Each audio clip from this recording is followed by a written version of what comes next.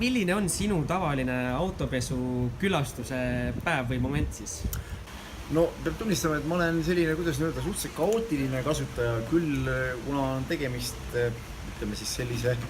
kuidas öelda, üle kleebitud ja ilusa masinaga, siis ma pean ikkagi tegelema tema korrashoiuga. Et ta on ikkagi nagu visiitkaart hinna vahel, et aeg on väga kallis vara ja lihtsam on siis kuidagi sättida niimoodi, et ta jääb kas tee peale,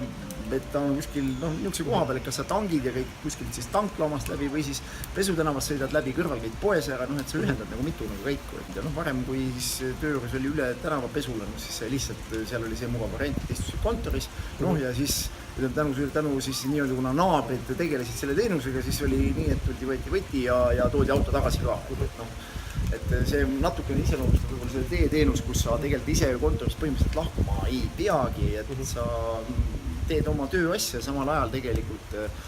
nagu öeldakse, kui sa pea on otsas, siis sa võid sama aega teenida rohkem, kui sa selle pesemise peale ära kulutad. Ma ei ole päris kindlasti see mees, kes paneb pesulasse aja ja siis kuhugi läheb selleks ajaks, ma mõtlen, aga kus ma sealt edasi saan, siis me seal liikume jälle või seal lähedal peab olema mingi tegevus siis, eks ole.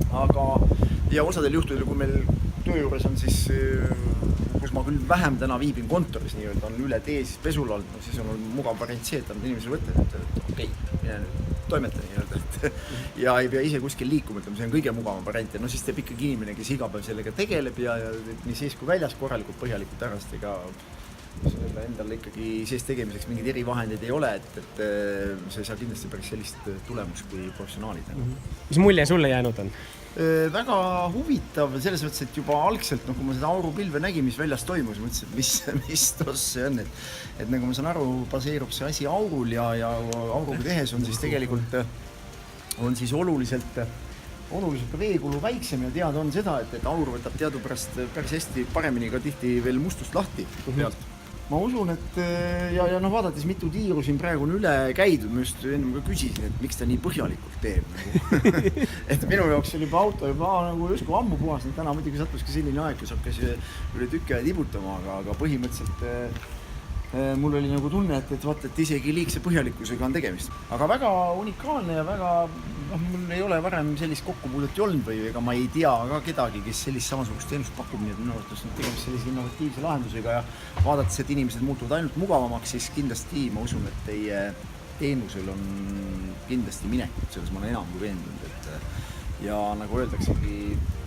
siinsamas see idee oligi, et kui on kas ka firmad või on, miks mitte, on kortermaja, kui on selline natukene seltsim, ütleme siis,